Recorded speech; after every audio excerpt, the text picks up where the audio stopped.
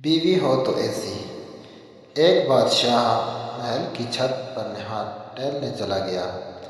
ٹہلتے ٹہلتے اس کی نظر محل کے نزدیک گھر کی چھت پر پڑی، جس پر ایک بہت خوبصورت عورت کپڑے سکھا رہی تھی۔ بادشاہ نے اپنی ایک باندی کو بلا کر پوچھا کہ کس کی بیوی ہے یہ؟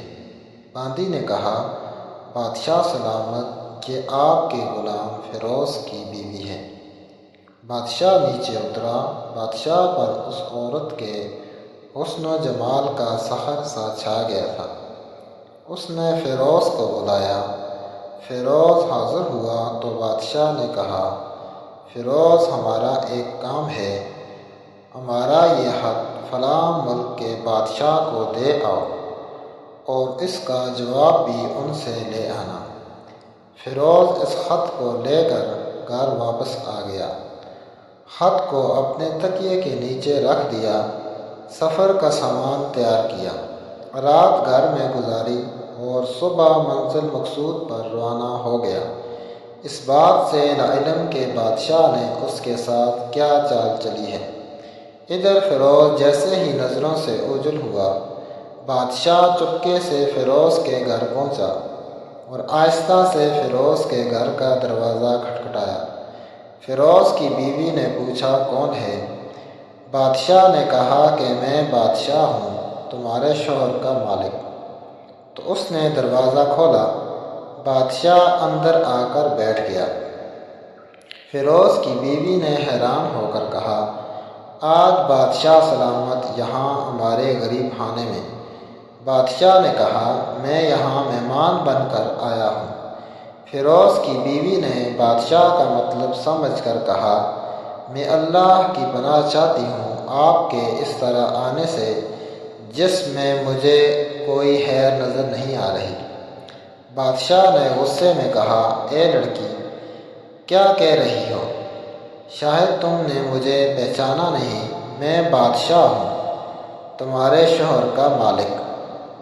فیروز کی بیوی نے کہا، بادشاہ سلامت، میں جانتی ہوں کہ آپ ہی بادشاہ ہیں، لیکن بزرگ کہہ گئے ہیں، شیر کو اگر جتنی بھی تیز بھوک لگی ہو لیکن وہ مردار تو نہیں کھانا شروع کر دیتا، اور کہا، بادشاہ سلامت، تم اس کٹورے میں پانی پینے آ گئے ہو جس میں تمہارے کتے نے پانی پیا ہے۔ بادشاہ اس عورت کی باتوں سے بڑا شرمسار ہوا اور اس کو چھوڑ کر واپس چلا گیا، لیکن اپنے چپل وہیں پر بھول گیا۔ یہ سب تو بادشاہ کی طرف سے ہوا۔ اب فیروز کو آدھے راستے میں یاد آیا کہ جو خط بادشاہ نے اسے دیا تھا وہ تو گھر پر ہی چھوڑ آیا ہے۔ اس نے گھوڑے کو تیزی سے واپس موڑا اور اپنے گھر کی طرف لپکا۔ فیروز اپنے گھر پہنچا تو تکیے کے نیچے سے خط نکالتے وقت اس کی نظر پلنگ کے نیچے پڑے بادشاہ کے چپل پر پڑی، جو وہ جلدی میں بھول گیا تھا۔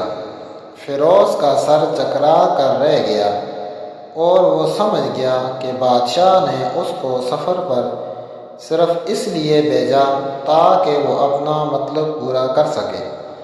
فیروز کسی کو کچھ بتائے بغیر چپ چاپ گھر سے نکلا۔ خط لے کر وہ چل پڑا اور کام ختم کرنے کے بعد بادشاہ کے پاس واپس آیا تو بادشاہ نے انعام کے طور پر اسے 100 دینار دیے۔ فیروز دینار لے کر بازار گیا اور عورتوں کے استعمال کے قیمتی کپڑے اور کچھ تحائف بھی خریدے۔ گھر پہنچ کر بیوی کو سلام کیا اور کہا، چلو تمہارے میکے چلتے ہیں۔ بیوی نے پوچھا، یہ کیا ہے؟ کہا، بادشاہ نے انعام دیا اور میں چاہتا ہوں کہ یہ پہن کر اپنے گھر والوں کو بھی دکھاؤ۔ بیوی، جیسے آپ چاہیں۔ بیوی تیار ہوئی اور اپنے والدین کے گھر اپنے شوہر کے ساتھ روانہ ہوئی۔ داماد اور بیٹی اور ان کے لائے گئے تحائف کو دیکھ کر وہ لوگ بہت خوش ہوئے۔ فیروز بیوی کو چھوڑ کر واپس آ گیا اور 1 مہینہ گزرنے کے باوجود نہ بیوی کا پوچھا اور نہ اس کو واپس بلایا۔ پھر کچھ دن بعد اس کے سالے اس سے ملنے آئے اور اس سے پوچھا، فیروز آپ ہمیں ہماری بہن سے غصے اور ناراضگی کی وجہ بتائیں یا پھر ہم آپ کو قاضی کے سامنے پیش کریں گے۔ تو اس نے کہا، اگر تم چاہو تو کر لو، لیکن میرے ذمے اس کا ایسا کوئی حق باقی نہیں جو میں نے ادا نہ کیا ہو۔ وہ لوگ اپنا کیس قاضی کے پاس لے گئے تو قاضی نے فیروز کو بلایا۔ قاضی اس وقت بادشاہ کے پاس بیٹھا تھا۔ لڑکی کے بھائیوں نے کہا، بادشاہ سلامت اور قاضی القضاء کو قائم مقام دائم رکھے۔ قاضی صاحب، ہم نے ایک سرسبز باغ درخت پھلوں سے بھرے ہوئے اور ساتھ میں میٹھے پانی کا کنواں اس شخص کے حوالے میں دیا تو اس شخص نے ہمارا باغ اجاڑ دیا، سارے پھل کھا لیے، درخت کاٹ لیے اور کنویں کو خراب کر کے بند کر دیا۔ قاضی فیروز کی طرف متوجہ ہو کر پوچھا، ہاں تو لڑکے، تم کیا کہتے ہو اس بارے میں؟ فیروز نے کہا، قاضی صاحب، جو باغ مجھے دیا گیا تھا وہ اس سے بہتر حالت میں انہیں واپس کیا ہے۔ قاضی نے پوچھا، کیا اس نے باغ تمہارے حوالے ویسی ہی حالت میں واپس کیا جیسے پہلے دیا تھا؟ انہوں نے کہا، ہاں ویسے ہی حالت میں واپس کیا ہے، لیکن ہم اس سے باغ واپس کرنے کی وجہ پوچھنا چاہتے ہیں۔ قاضی، ہاں فیروز، تم کیا کہنا چاہتے ہو اس بارے میں؟ فیروز نے کہا، قاضی صاحب، میں باغ کسی بغض یا نفرت کی وجہ سے نہیں چھوڑا، بلکہ اس لیے چھوڑا کہ ایک دن میں باغ میں آیا تو اس میں نے شیر کے پنجوں کے نشان دیکھے تو مجھے خوف ہوا کہ شیر مجھے کھا جائے گا، اس لیے شیر کے اکرام کی وجہ سے میں نے باغ میں جانا بند کر دیا۔ بادشاہ جو ٹیک لگائے یہ سب کچھ سن رہا تھا اور اٹھ کر بیٹھ گیا اور کہا، فیروز، اپنے باغ کی طرف امن اور مطمئن ہو کر جاؤ، واللہ اس میں کوئی شک نہیں کہ شیر تمہارے باغ آیا تھا، لیکن وہ وہاں پر نہ تو کوئی اثر چھوڑ سکا، نہ کوئی پتا توڑ سکا اور نہ ہی کوئی پھل کھا سکا۔